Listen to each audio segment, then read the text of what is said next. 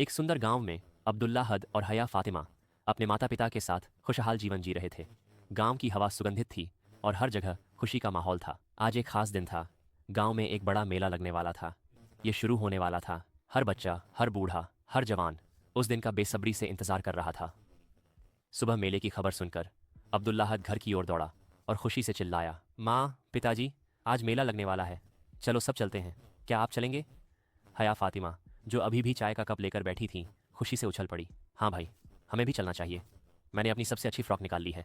माता पिता मुस्कुराते हुए बोले, हाँ बेटा, लेकिन तुम्हारे दोस्तों को भी साथ ले जाना चाहिए। खुशी बांटने से बढ़ती है। दोस्तों के साथ योजना बनाओ। अब्दुल्लाहद और हया ने तुरंत फैसला किया कि वे अपने सबसे करीबी दोस्तों मलिका और मसम्मल को साथ ले जाएंगे। चलो पहले मलिका और मसम्मल के घर चलते हैं, अब्दुल्लाहद ने उत्साहित होकर दोस्तों के घर पहुंचते हुए कहा। दोनों भाई बहन जल्दी से तैयार हो गए और मलिका और मसम्मल के घर पहुंच गए। उन्होंने दरवाज़ा खटखटाया और मलिका की आवाज़ आई, कौन है? हम अब्दुल्लाहद और हया हैं। दरवाज़ा खुला और मल्लिका और मुजमिल हंसते हुए बाहर आए। उनके पीछे उनके पिता आर्थर साहब आए। आर्थर साहब मुस्कुराते हुए बोले, अरे, मेले को देखने जा रहे हो? मैं भी दोस्त बन जाता हूँ। बच्चों के साथ मेले का मज़ा कुछ और ही है। आर्थर साहब की तैयारी। आर्थर साहब ने अपनी साफ सुथरी वास्कट पहनी, सिर पर टोपी लगाई और हाथ में एक छड़ी ली। बच्चे हैरानी से देखने लगे कि आर्थर साहब इतने खुश थे जैसे वे भी बच्चे बन गए हों।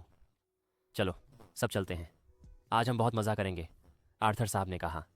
मेले की यात्रा गांव की कच्ची सड़कों पर हंसते और बातें करते हुए बच्चे और आर्थर साहब मेले की ओर बढ़े। वे रास्ते पर निकल पड़े।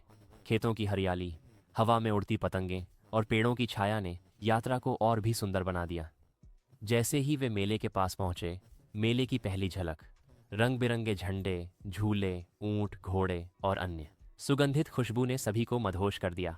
हर जगह हंसी, चहल पहल और जीवंतता थी। अब्दुल्लाहद ने कहा, चलो पहले झूला झूलते हैं। झूले और मज़ा। बच्चे दौड़कर झूले की लाइन में लग गए। बड़ा झूला जोर से झूल रहा था। हया, फातिमा और मलिका डरते हुए एक दूसरे का हाथ पकड़ लीं, लेकिन जैसे ही झूला शुरू हुआ, सबकी चीखें खुशी में बदल गईं।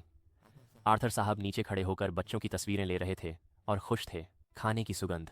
झूले से उतरते ही सबको भूख लग गई। पास में गरम चने, गोलगप्पे, जलेबी और कबाब बेचने वाली दुकानें थीं। अब्दुल्लाहद ने जोर दिया, मुझे गोलगप्पे खाने हैं। आर्थर साहब ने सभी बच्चों के लिए गोलगप्पे खरीदे।